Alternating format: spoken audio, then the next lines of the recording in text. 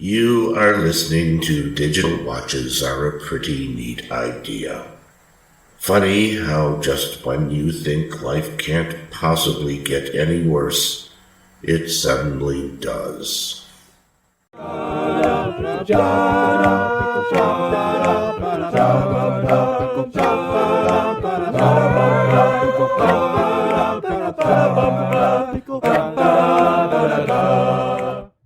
Hi there, this is Jeff. I'm with my friend Bryan, and we'll be talking about The Hitchhiker's Guide to the Galaxy in all its forms.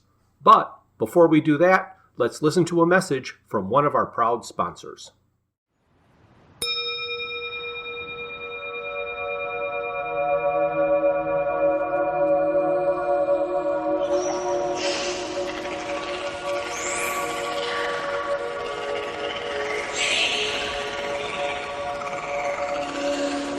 This episode of the Digital Watches Are a Pretty Neat Idea podcast is brought to you by the Campaign to Save the Humans. We bid you welcome.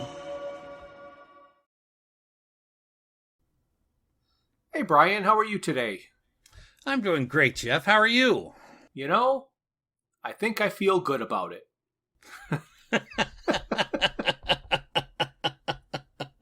Oh, boy. And I actually feel good about this second new-to-me radio series that I've listened to now. So this is, again, something I got to hear for the first time. Mm-hmm. Yes. And there's a lot of little changes that I was very happy with.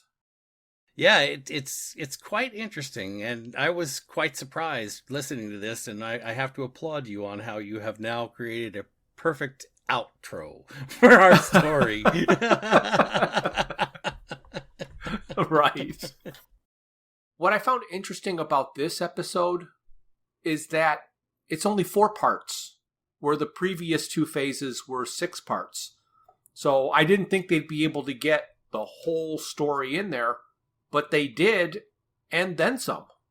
Oh, yeah, they did the same kind of approach in the previous BBC audio casts, where they bring some of the past history back as well as moving the story forward. They did bring in quite a few of the historical events that happened. Yes, absolutely. When there were things in the book that I liked, and they did a good job presenting those, they were genius. Mm-hmm. When they made these little changes about things in the book that bothered me, and their little change totally took away everything that bothered me, they were genius. I noticed that exact same thing, that our questionable answers were taken seriously in this version, this audio version of the story. Yes, they were.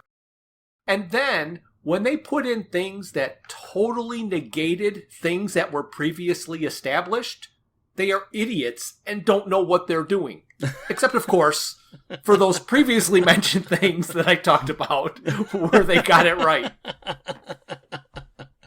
It's quite interesting, and as you say, surprising in that the entire listen takes about, 2 hours and 10 minutes or so? Yeah, something like that. And the book itself is a shorter book, shorter than the previous ones. Yes. But I was surprised and pleased at the way this program came about. Yeah, me too. And about the whole Hitchhiker series in general, in all of its different parts, I've come to a new way of approaching it to reconcile things in my mind, and it solves all the problems with continuity. Okay. Because we're dealing here with the multiverse, Mm-hmm. I used to just think that the books and the radio series were their own universes. Right. Now, each individual book is its own universe. And each individual radio series is its own universe. I like that approach. Even break it down to each episode of the radio series could be its own. And then, to quote the man who rules the universe, I only decide about my universe. Right. My universe is my eyes and my ears. Anything else is hearsay. So, every person reading or listening to or watching it's their own universe. Right. So every interpretation is correct in the vast, vast multiverse. Yes. So remember that when we get to the end and I make you really, really mad. Oh, I don't think you'll make me mad. I really don't. Because there's some questions that are, I mean, I feel like we're jumping forward, and, you know, that's the nature of what this book and the nature of who we are. But there's some questions that are answered in the radio series here, which are not as satisfying as they are in the book. So, you know, like you say, because you and I have had such an experience with all this material before, I truly, when I'm thinking about it, I have a hard time separating all of the different aspects of it from each individual telling. And therefore, Yes. to me, it's a conglomeration. And we have to respect the author's intent when he produces this output, because all of this output, or I can't say all of it, most of the output that we've reviewed has been his, and he had Correct. the vision. But this wasn't his. This Yes. was other people reading something, being confused, and going, what could he have meant? And they make these little changes. Right, So- right. So we have to be careful, as you say, not to attribute it to Adams, but at Correct. least it does excite and entertain the intended audience, as you say. True. All right, so we'll start with part 1. And right off the bat, they piss me off. How come I never anticipated that, Jeff? In secondary phase, Mhm. it was clearly stated by Ford that destroying planets was done away with centuries ago. Right. They also established that destroying the Earth for a bypass was a ruse, and it was really being destroyed by the psychologists in this universe because they didn't want the ultimate answer to the ultimate question to be known. Correct. Vogon Jeltz was reporting directly to Gag Hellfront, who ordered the destruction of the Earth, and depending on which version you listen to, Zaphod was involved in that decision as well. Correct.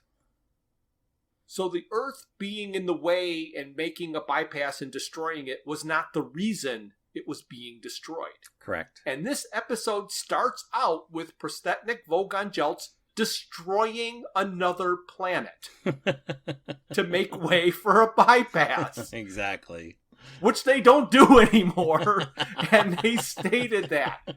So that was a different universe. Right. In this universe, they still destroy planets. Oh, yeah. Quite confusing. But the one thing I did find interesting, and I don't know why I didn't notice it before, but when they were talking about Vogon, Prostetnik Vogon Jeltz, I didn't associate Prostetnik as being a status or class in the original books. I always thought it was part of his first name,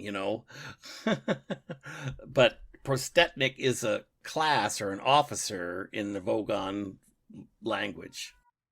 Yes, I have read it both ways and haven't decided which way I thought was the best way. You hear the cat? And now you have an editor telling you not to do that? I heard that cat in the background. Well, the cat was outside the door meowing, so I thought I'll let her in and then she'll stop. It just got louder.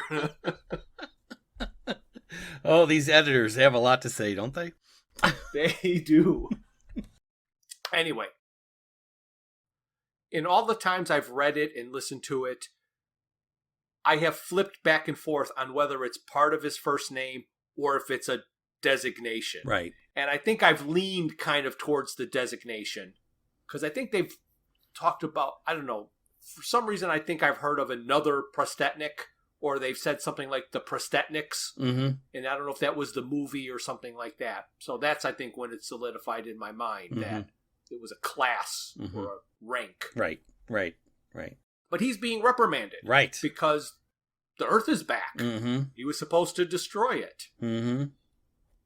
And I kind of liked that they're doing... All these Volcons have these deep gruff, gravelly, very traditional male voices. Mm-hmm. And during the destruction of the other planet, one of the Vogons asked Jeltz if planet should be vaporized or turned into rubble. And Vogon Jeltz replied, "Lady's choice." So, yeah, they pulled that joke off a couple times in this book. Yeah, so I don't know. Or It in made the me laugh story, every yeah. time. Mm-hmm. Because I don't know if it's a lady or if it's a jibe, or jab. And that's what's funny. I think it's the former, but I don't really know. You're right. But I do like the comment that they make about bureaucracy here. I don't know if you've reached that point in your conversation or not, but they make the point that they say bureaucracy is a parasite that preys on free thought and suffocates free spirit. Yes, definitely. And I like that. Yes.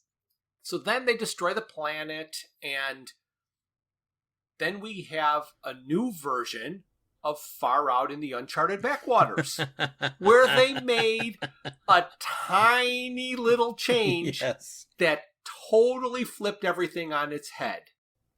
Yep. So now, in the part that states orbiting this at a distance of roughly 92 million miles, it says, was once an utterly insignificant planet. Right. That totally changes this from a prequel, like I told you I expected when reading the book, Uh-huh. to a continuation of the story. Right. So now there's a timeline that we can follow. When he went back to the exact same beginning, it was like, oh, we've rewound. None of this has happened yet. We're going to get this day in the life. Mhm. But nope, now it's perfectly clear. Oh, and then they updated digital watches to novelty ringtones. Yeah, exactly. Which, really not bad. Sorry. Speaking Forgot to of put that on novelty silent. ringtones, Hold on. I got to get this call. that couldn't have come at a better time. Oh, I'm sorry. Hold on. So I think that substituting novelty ringtones for digital watches is pretty darn appropriate. It's as close to a good swap as that you could come in this day and age. Yeah, yep. Even the folks with cell phones set on vibrate are miserable people, right? That's right. Yeah.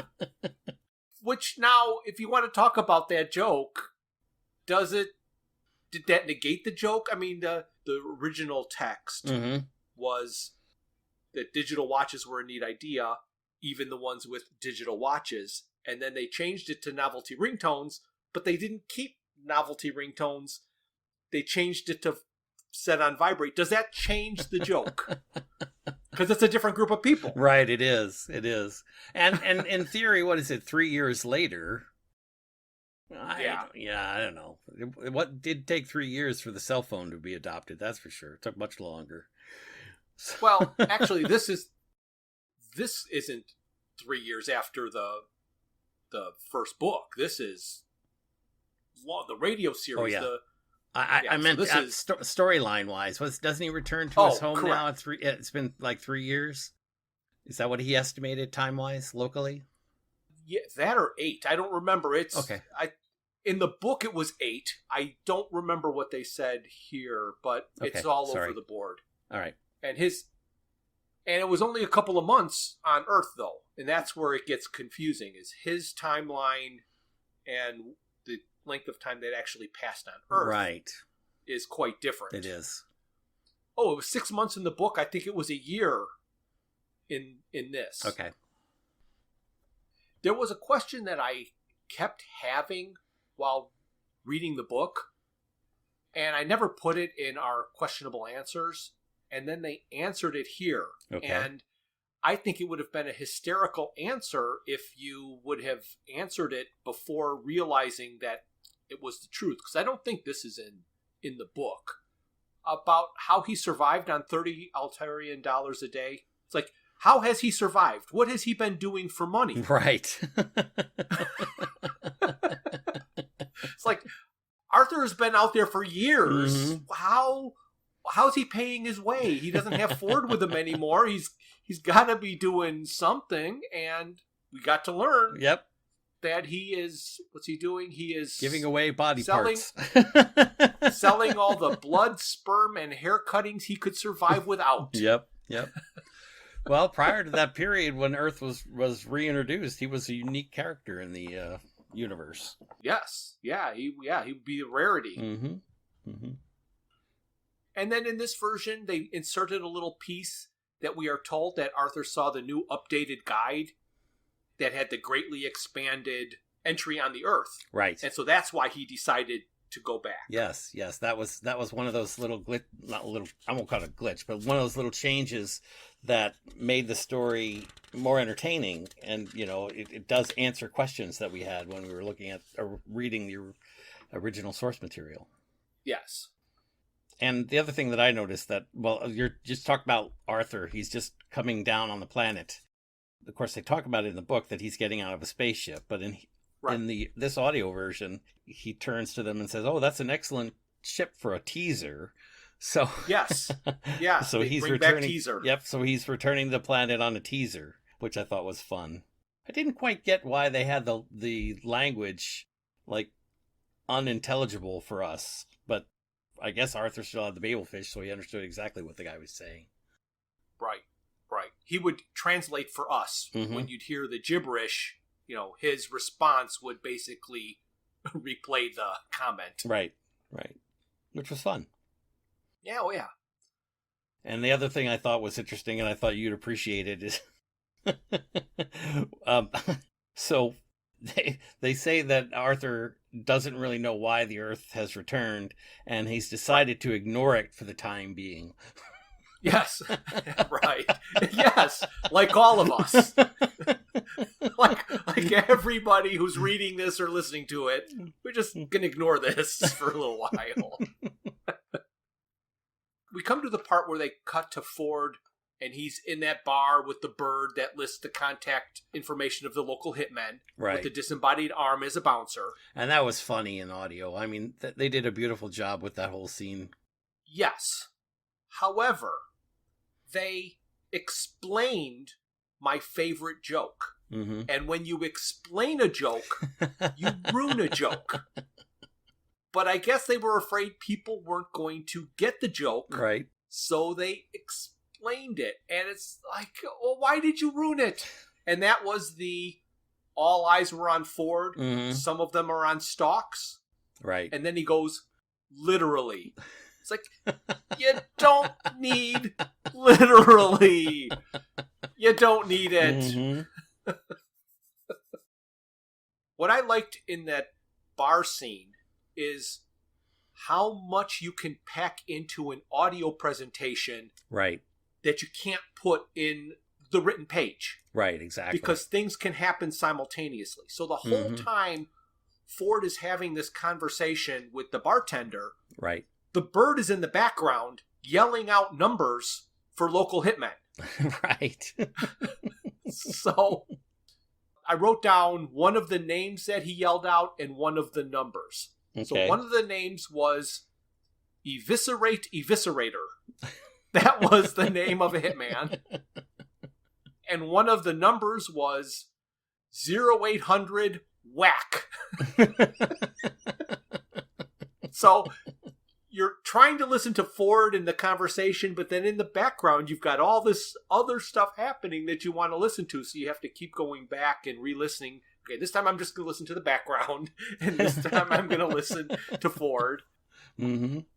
And what I did not like about this version of the scene is that the bartender tells Ford that he knows his face and he's pulled this before. Right. That means that the write-up in the guide has already been done for them.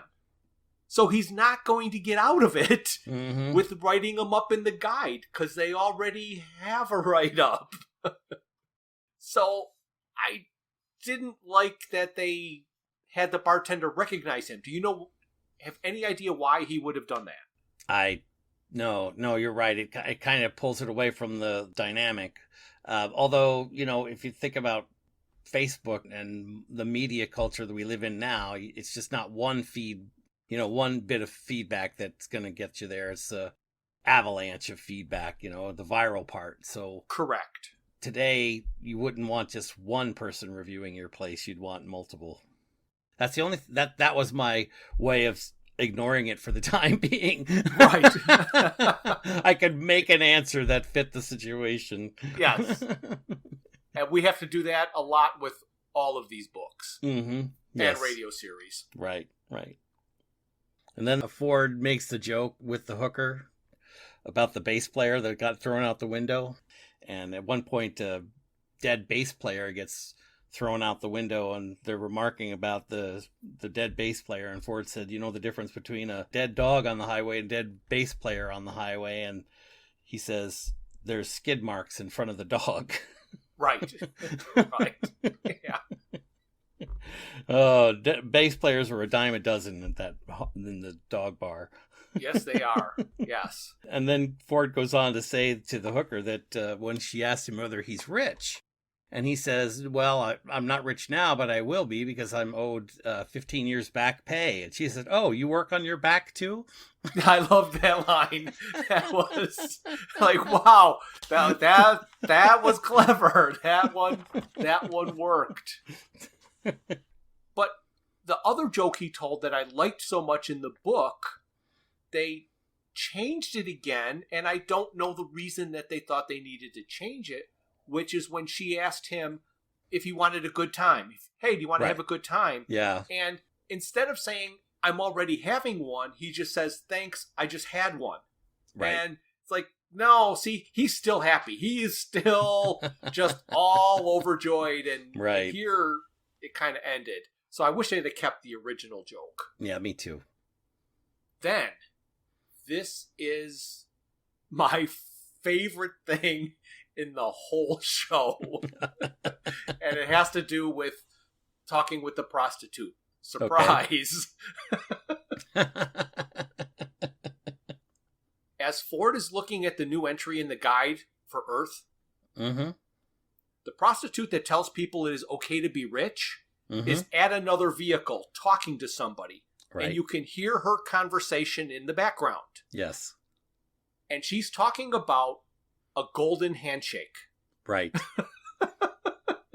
It's also referred to as a golden parachute, and it's right. a contractual agreement that's made by top executives, so they get a whole lot of money when they get fired. Right. But if there was anything that was a business term that sounds more like something on a prostitute's, let's just call it a menu, than a golden handshake, I cannot think of what it is. Oh, I thought that was a great scene. Another question that's answered right here near the end of this particular chapter. Well, I'll say answered because it kind of implies something that we don't know is okay. When we're introduced to Fenny, we're told that she was a marine biologist. Oh, okay, right. I thought that was interesting because, of course, you had asked me in the questionable answers, why did Fenny get a bowl and why is Fenny important?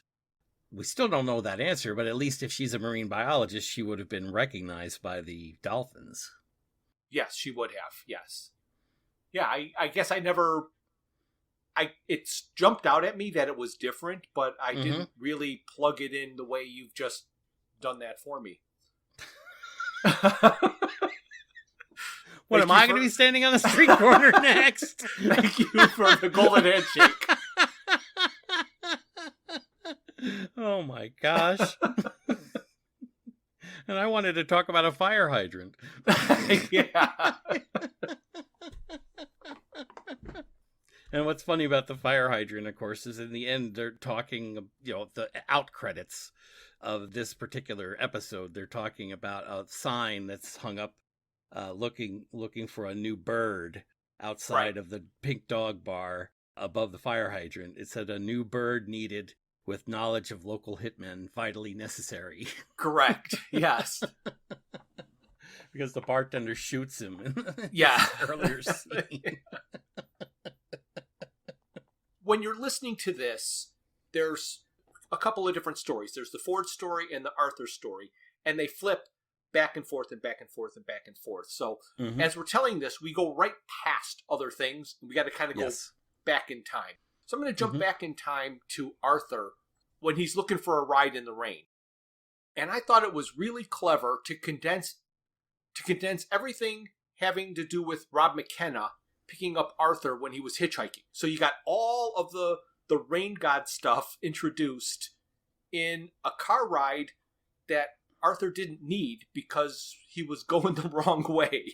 So he's hitchhiking, he gets in a car or a truck, and he meets Rob McKenna, the rain god. And after hearing everything we need to know about him, he goes, we're actually going the wrong way. Can you just let me out here?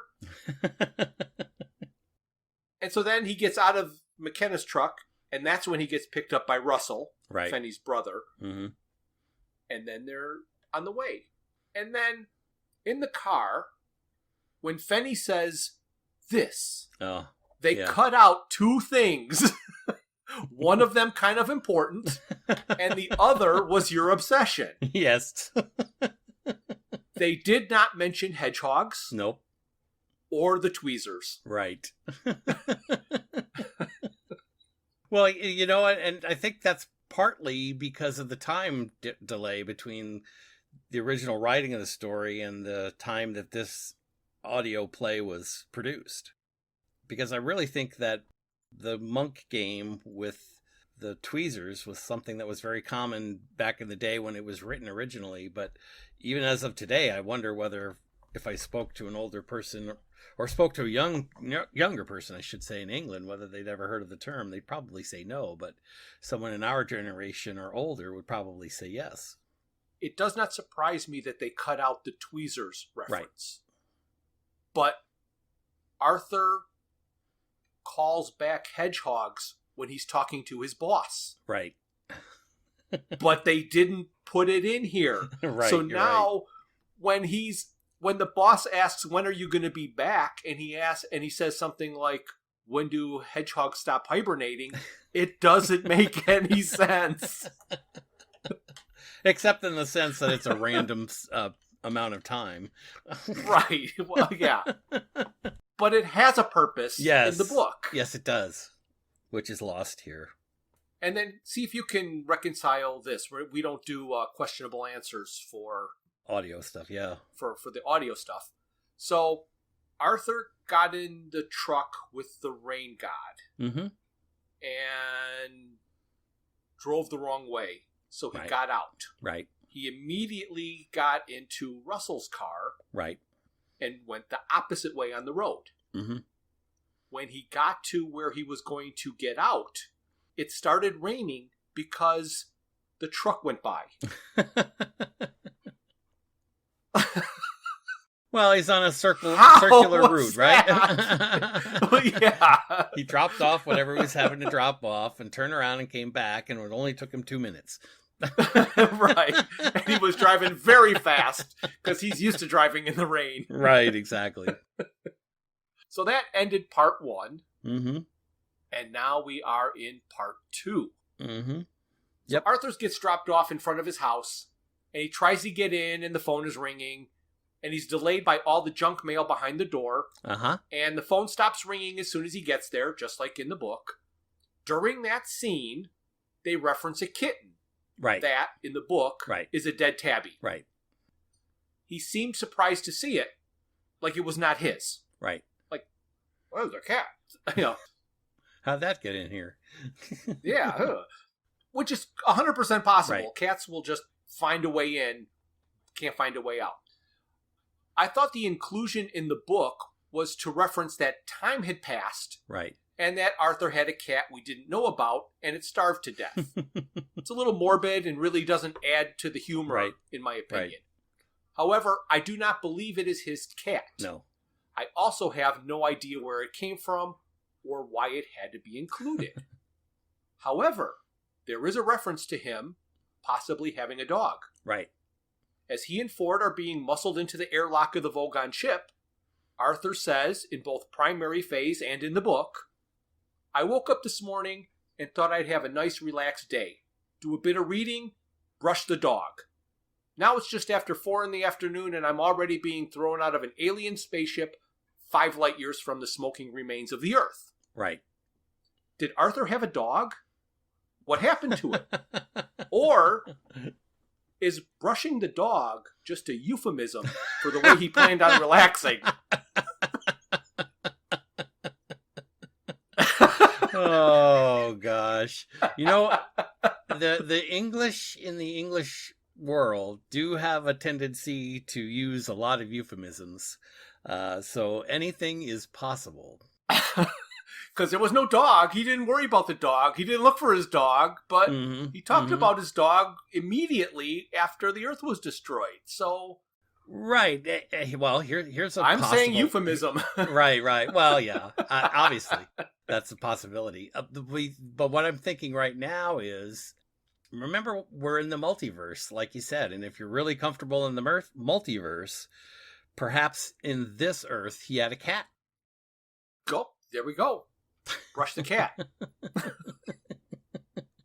Because they do say, well, I mean, later on they say in the book or in the audio show here that it is a multiverse, which allows for the concept of duplicate people. Yes. And things. So this is a kind of a unique thing, but maybe in this Earth's universe, he had a cat. Yes. Like I said, every version is a new universe. Exactly. You're right. I mean, it'd have to be, because this version doesn't fit the other story. It answers questions that the other story produced, but it doesn't fit, you know. Right on my notes here is the next question that they answered, at least in this universe, which was what was written on Arthur's bowl. Right. They have the whole full title, So Long and Thanks for All the Fish. Not just So Long and Thanks, ... Right. And you're right. And they have that same title on Fenny's bowl. Do they talk about it? Yeah, all three of them.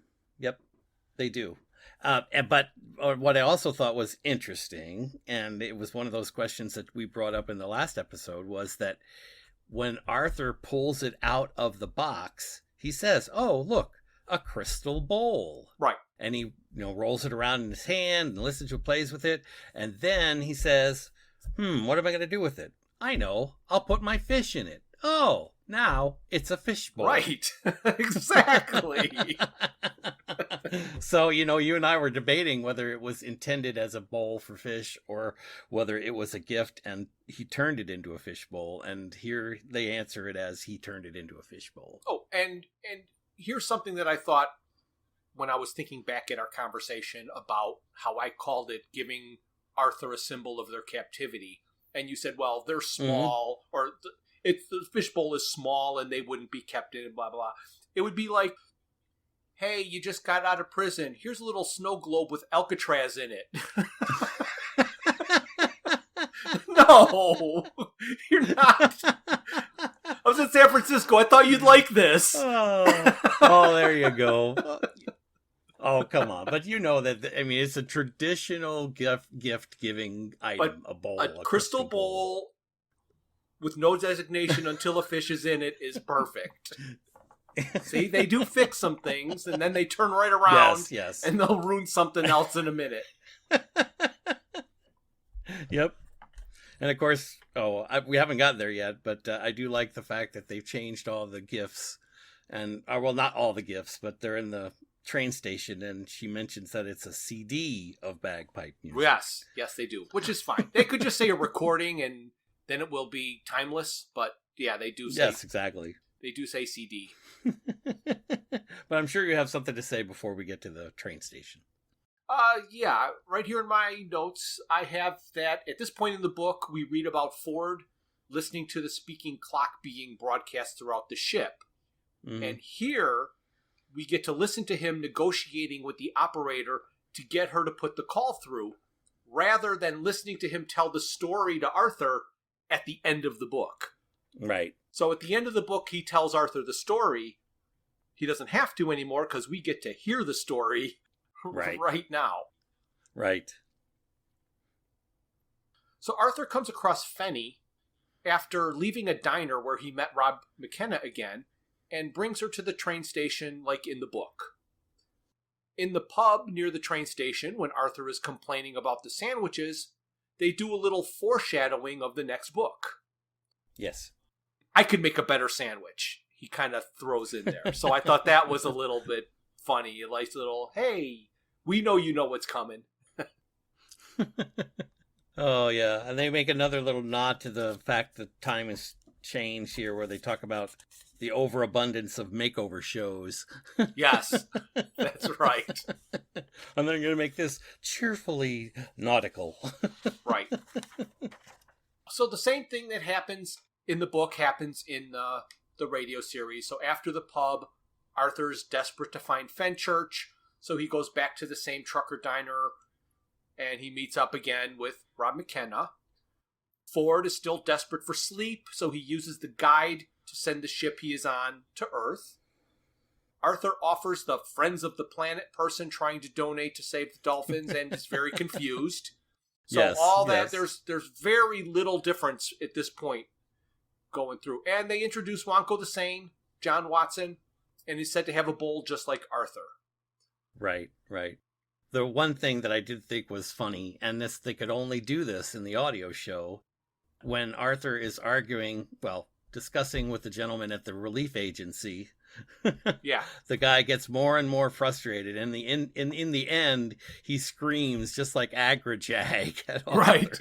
Yes. And then he throws a plaster rhinoceros at Yes. Arthur and hits him in the head.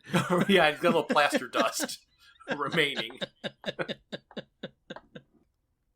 And again, Arthur does some research, and he learned that there were caves in London, and so he went to where they were, or where they were supposed to be, knocked on a door, and of course, Fenchurch answers. So then we get to part 3, unless you've got anything else about part 2. No, the only thing I was thinking at the end of part 2, I did think it was kind of funny. They throw in this opportunity to donate to a Vogon charity. And if you think you're going to get some money back in taxes, you may as well forget it. Right, that's right. Yeah, they had the little outros, all the little jokes. So without a party, like in the last phase, to drown out the F word with a sound effect, in this, I really liked it because I was waiting for it. It's like, does he, in a word, or does he, in a nutshell, feel the need to copulate? Like, oh, okay. I love that. I wrote that down. Yeah. Fenchurch seemed very nonchalant about giving the guide back to Arthur in this. Yes. It seemed to happen way sooner than it did before, and how she could have possibly guessed it was his at this point is beyond me, but she does comment that it says don't panic, which is the why can she read it? Right. Because what kind of voodoo is that everybody can read the same message? Well, the only thing, and again, if you want an answer for that, the only thing I can think of is at this point, Arthur's copy of The Hitchhiker's Guide to the Galaxy is reading to him in English, or displaying to him in English, and maybe there's a setting that sets it that way, or, something like that. Well, that could be, yes. So Yeah. at that point, that kind of makes sense. And I do like the fact in here, right up here at the beginning, when he's talking to Fenchurch, and Fenchurch is talking about wild revelations, or, how she responds to these things. And he says, does 42 mean anything to you? Right. And she Yeah. says, no, nothing. Nothing, no. Which is what we talked about in our, questions and answers thing. Because she doesn't know the answer, 42. No. And it didn't mean anything to help her remember what she forgot. Right, exactly. But back to the don't panic thing. Yeah, I've always wondered about that. But this is another thing that bugged me about this version, because we don't know necessarily why it says don't panic. But Arthur gives Fenchurch an answer that's close to the truth, but not quite. Right. He described all the things that has happened to his copy of The Hitchhiker's Guide to the Galaxy, about falling in the crack into, the exploding earth, and the, just throwing it in the river. And then he said, that is why Don't Panic was written on the cover for, lawsuit reasons. But that's the reason it has a cover. Right. They tell us that. They say, your copy of the guide is going to go through this and this and this and this. Therefore, it has a cover that says don't panic. It doesn't say don't panic because it's going to go through all that stuff. That's why it has a cover. Right. It says don't panic to calm you down when you're out in the great big wide universe. So correct. It's like mixing a metaphor. You're on the right track, but you miss the point. So the new creators of this knew how Douglas Adams never liked to waste a joke. So, since it did not make it into secondary phase, but it was in the book Restaurant at the End of the Universe, he put in the part about how ugly the Vogon ships are, and the only thing uglier is a Vogon. And he now attributed it to Ford Prefect being the author of that entry in the guide. So I thought that was a nice little way of sneaking something in that was from the past that didn't quite make it. And then they jumped to a trial of Vogon Jeltz for not destroying the Earth. Right. Since he's not completed the job and he doesn't like to leave things unfinished, and even though the improbability drive makes hyperspace obsolete, so the routes don't have to be built, once an order is given, cannot be countermanded. Right. And so he's off to finish the job. One problem is the Earth is in a plural zone. Right. And those planets are difficult to destroy because they keep coming back. Right. Very unstable, they say. Yep. What I liked about that, and this is something that I'm nodding my head to going, I have no idea he couldn't possibly have had this in his head when he was writing this, but ZZ9 is a plural Z. It's always ZZ9 plural Z alpha, yep. which to me was like, that's two, but no, plural doesn't mean two Z's. Like the first ZZ isn't a plural. Right. That's just ZZ. It's a designation. It's like you were talking about, a graph point. Right. Plural is a whole nother designation now for these planets that just keep coming back. Bad penny. Yep, it exists on a multi-level. Then, this is I think the part that bothered me more than anything. There's a part about luring Zaphod into the total perspective vortex. Yeah. And they laugh, saying he's probably still there. Right. He went into the vortex in an artificial universe. He did not go into it in this universe. Right. Oh, but yes, he did, because this is a totally different universe. He might still be in there. Right. We don't know, because this is a totally different universe where all the previous universes seem to not mean anything. Right. And then, of course, they have a joke about Vogon's coughing during the proceedings, and the magistrate orders that whoever coughs gets shot. And, of course, at the end, he coughs and gets shot because once an order is made, can't be countermanded. Yeah, and there's not a joke made, but a reference made here, too, about why the Earth would then pop into existence. It says that nature abhors a vacuum. Like, that's how it got sucked into the new position, because the destruction of Earth created a vacuum in space. And Vogon Jeltz said he was going to make it accept a vacuum. Yeah, exactly. Yeah. That's the bleeding, bloody-mindedness of Vogon acting up. Yeah. So in the book, there is that whole part about the Forlornus fire dragons, and we didn't really bring it up because it was mainly jokes, and it wasn't particularly crucial to understanding the story. Right.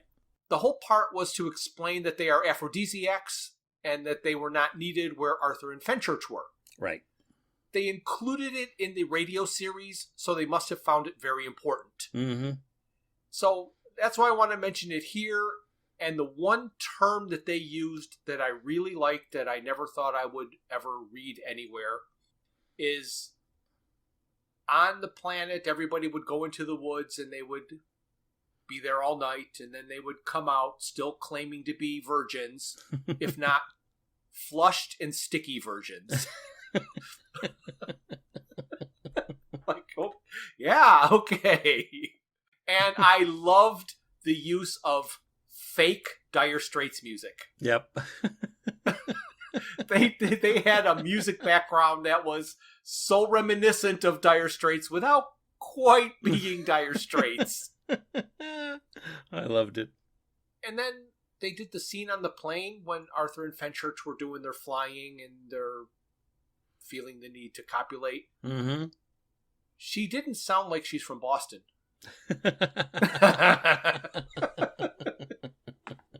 Mrs. E. Capelson didn't really have a Boston accent. No, so. not at all. And they kept in the Ford dream about the new life form that oozed out of the New York's East River. Right. Which I think was fascinating. And what really made me laugh about this particular scene in the audio version here is, guess who plays the creature? Who played the creature? Jackie Mason. Oh, the quintessential yes, New Yorker. right. I mean, I heard that. I'm like, are you kidding me? Is that really Jackie Mason playing this role? And it was. I mean, that was so awesome. And he is the quintessential New Yorker, and he played that character extremely well. Yes, he did. Yes, he did. So now we get to another part where I think they have what's in the book, and they don't have another idea of what to do, so they just sort of use something in the book that really was totally necessary, and they could have done anything that they wanted because it's an immaterial piece in the radio series. Fenchurch is explaining to Arthur that she found something and lost it, and he lost something and found it, and she wants to find the message that she lost. And as Arthur is calling the tabloid journalist that he knows, she mentions that she's late for her cello lesson and rushes out. Right. It's like, cello? The cello wasn't introduced up in the loft and all of that. They found a different way to introduce the hayloft door. They didn't have to do this, I have a cello lesson, and she runs out. So this all of a sudden having her just disappear just seemed a little bit odd. They make their way to California and they meet Wonko the Sane. They discover that he has a bowl like they both do, and he asks if they ever held it to their ear. They did and pinged it, and there was a cacophony of sound followed by it being a message from the campaign to save the humans. Right. I doubt that Arthur and Fenchurch understood the message it was giving them. Yeah, I wondered what they were going to do about that when I heard that's, as I heard that scene coming up on the audio, and I'm like, yeah, that's about right. Yeah. All right. Everything else with part 3? When they're talking about, putting your ear up to a glass bowl, that isn't a good idea to put your ear up to every glass bowl. In fact, ones that are designed for bathroom fittings would be frowned upon. All right, so that brings us to part 4.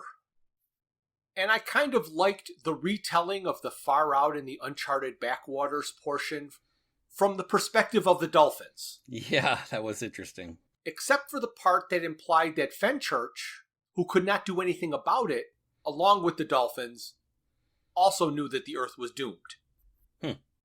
They mentioned that Fenchurch knew that the Earth was doomed. And I'm like, I don't know. Yeah, we still don't quite understand the relationship between Fenchurch and the dolphins. Right. And I think that's why they added the idea that she was a marine biologist in the earlier part of the audio play here. But you're right. The narrator mentions that Arthur and Fenchurch are going to search for the message. He also mentioned that Arthur needs to retrieve his Babel fish.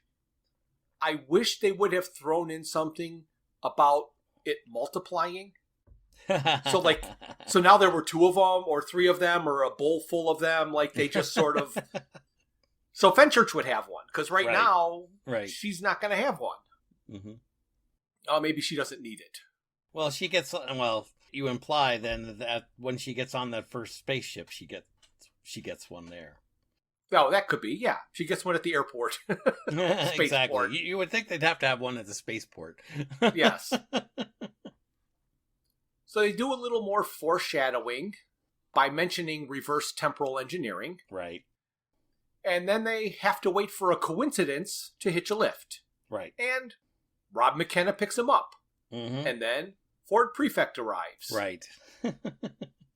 So they listen to the news on McKenna's truck radio and hear a piece by Tricia McMillan. They poke at the TV series when Arthur mentions Trillian is blonde and American. Right. So I thought that was kind of funny. Yep, it was. The serious cybernetic salesman listening to the speaking clock was on a 5-year mission. Mm-hmm. Another little Star Trek crack. Star Trek crack. Yep, absolutely. He was on a 5-year mission to change everything. Exactly. Yes. Yes. Oh, some more foreshadowing by mentioning that Tricia has a kid, possibly. Mm-hmm. But Ford attributed it to be probably from Zaphod. Right. And here's an area where you had quite a bit of a question last time, or in the book, where they directly answer it here. And I think they do it primarily because it allows the book to do some narration. And they say that the book knows the address of the message. And they go into quite a bit of detail as to the entry in the book of the address. But what I did find was interesting was they attribute the information for the address to Prax. So right. I wonder if the information about the address was added to the book after the existence of Prax, which would have might necessarily have allowed Arthur not to realize that the address information was in the book because he learned it originally from Prax. Right. So It was probably like Ford responding or writing up a write-up of his interaction with Prax, which allowed the book to have the address, you know? But not much else. Yeah, exactly. Because when he wrote it, he didn't know what the message was. He didn't. You're right. But they do go into quite a bit of detail about the land and the area where the message is, and they attribute all that information to the book. Right.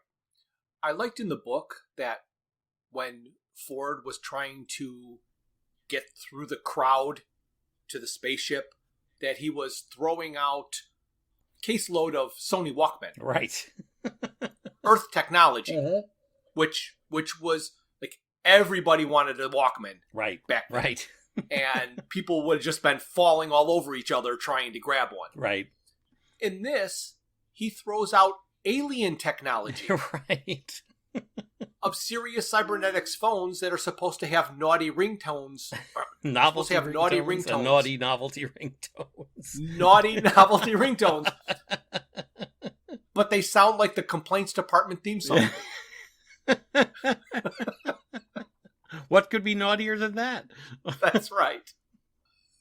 So Arthur has come to terms with the Earth existing again by remembering that when Frankie and Benji Mouse were talking, one of them said, if there's any real truth, it's that the entire multi-dimensional infinity of the universe is almost certainly being run by a bunch of maniacs. Right. So here's when Arthur goes, oh, multi-dimensional infinity. There, that's your answer. Well, yeah, I mean, we do know that the mice come from a different dimension, so, you know. Right. It fits. And the multi-dimensions explains why Trillian had a double on Earth, because she was not on it when it was destroyed. Right. So the one that when they brought out the new Earth, there was already a Trillian. Don't know why there's not another Arthur running around, but that's an unknowable.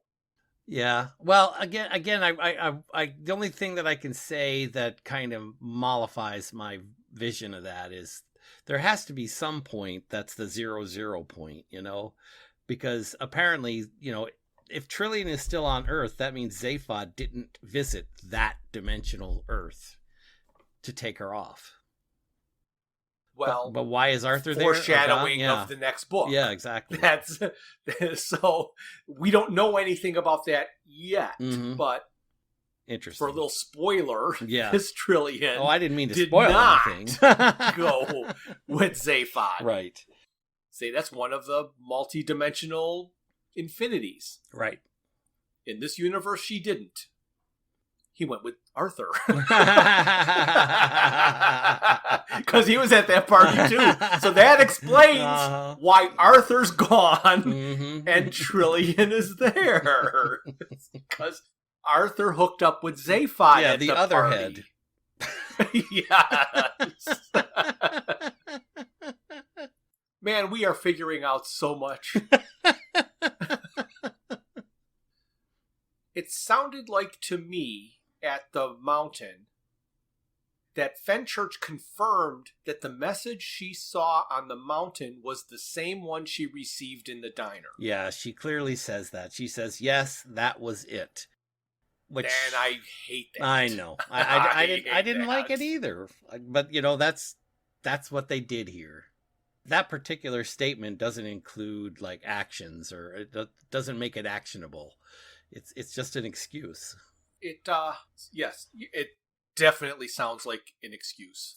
Right, because, I mean, her revelation, they clearly say, is much deeper than that in the books. And it allowed her to see into a new existence where everyone lived together happily. Yeah, and I don't know how that message does that. It wouldn't. But different universe. Oh gosh, I don't think that would be an odd universe, that's for sure. Yeah. So I'm embarrassed to say that my biggest laugh came at the end with Marvin with some new material. Okay. I liked that the telescope was coin operated, like in the book. However, nobody had a coin, and they had to use a washer from one of Marvin's arms that fell off when it was removed. Then he only got to the N for inconvenience. Right.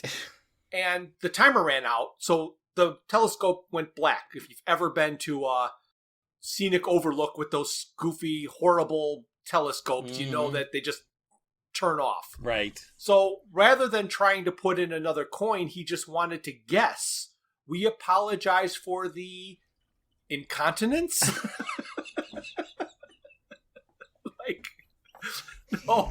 No, so they had to take off his other arm and use another washer so he could get the rest of the message. Exactly.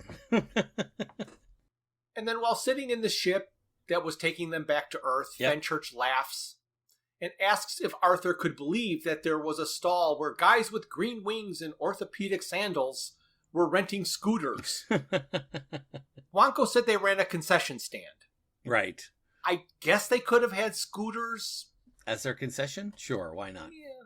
But they asked a different person about scooters. And they said they weren't for the devout. Right. So the angels visit Wonko on scooters. So either they have a scooter rental along with the concession stand, or they got the scooters from the other guy. Yeah, you got it. Well, if they're every 20 walking miles or so, they'd have to have more than just fresh orange juice. Right. Yes.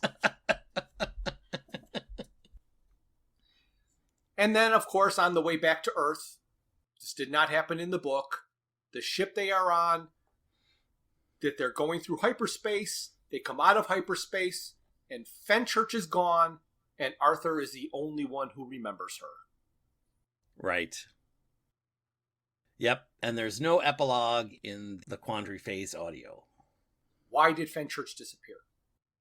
Why did Fenchurch disappear? The only thing that I can think of is the dimensional nature of the hyperspace flight. She slipped into another dimension. Well, I have an answer. Oh, you have an answer? Well, the only other thing I would posit is that my original position was that Fenchurch and Arthur are from the 00 point in the multiverse, and when they went through, she slipped back to 00, which would have been non-existence for her. Okay. What's your answer? My answer answers a multitude of questions. It answers the question of why Fenchurch got a bowl. It answers the question of why her feet don't touch the ground. It answers the question of why is she so interested in Arthur? Okay. And for the answer, you have to go back to part 2 of the radio series. Okay. The narrator says this, referring to Arthur. Now he has some calls to make. What he most wants to do is locate and establish contact with Fenny, the disturbed young woman whose brother gave him a lift home last night and who's been exercising his imagination ever since. She doesn't exist for real in the rest of this book. He imagined he saw her. He wanted to find her so badly when he was driving away from the truck diner and had to slam on his brakes because, whoa, why would she be here all by herself standing in the... Because it was his imagination. They new-hearted us. Oh, I don't. Yeah, I guess I could have, but I don't know. I don't like it answers every... Why does she not touch the ground? Because she's not real. It's imagination. Why does she like him so much? Because it's his imagination. Why did she get a bowl that says exactly the same thing that he... Because it's his imagination.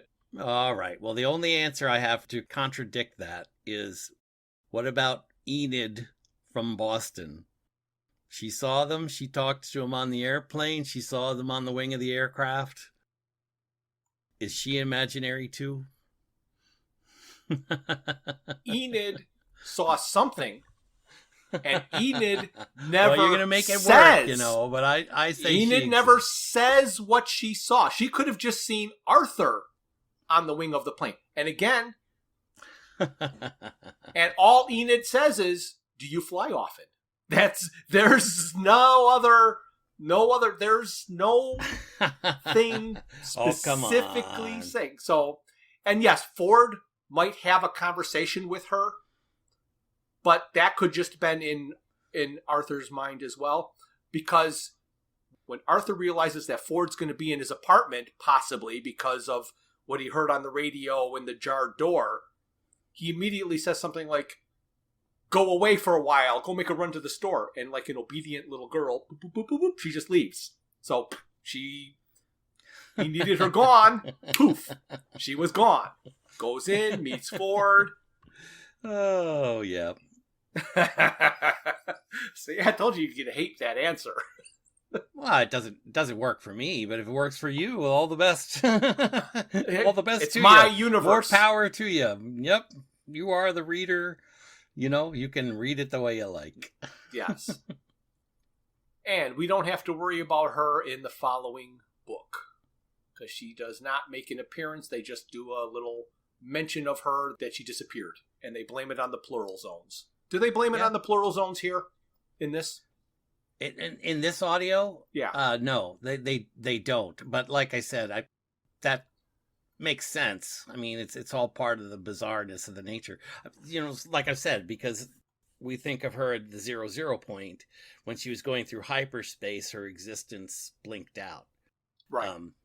You know, but how she got out there and didn't go through hyperspace compared to how she got in there and went through hyperspace, yeah, you know, it's story logic. It fits the story, and it fits the world in which Arthur lives. You know, that's just the way it goes. Well, that brings us to the end of the radio series for So Long and Thanks for All the Fish, which is Quandary Phase. In the Ultimate Hitchhiker's Guide to the Galaxy that I have with all 5 books, between So Long and Thanks for All the Fish and Mostly Harmless, there's a little short story called Young Zaphod Plays It Safe. We're going to read and talk about that for our bonus episode coming up in a few weeks. That'll be fun. So until then, say goodbye, Bryan. Well, Jeff, all I want to do is say, so long, Fenchurch. You'll live in my imagination forever. Thank you for listening to Digital Watches Are a Pretty Neat Idea. Look for us the first Thursday of every month for a full episode. We will also release a bonus episode later in the month. A very special thanks goes out to Luke, Max, Greg, and Tim Lesnick for arranging and performing our opening theme. We would also like to thank our talented friends and family for their voice work on our introductions and commercials. For his portrayal of Marvin, the paranoid android, for this episode's opening, special thanks goes out to Jim Berard, gifter of the books, who also has a brain the size of a planet. A special thanks this episode goes out to Gene Berard for our commercial. Visit our website at digitalwatchesareapretyneatidea.buzzsprout.com, where you can find links to all my Hitchhiker's Guide to the Galaxy inspired t-shirt designs. You can find us on Facebook and YouTube as Digital Watches Are a Pretty Neat Idea, on Instagram as Watches Idea Podcast, and on Twitter at Watches Idea. If you'd like to contact us, our email is digitalwatchespodcast@gmail.com.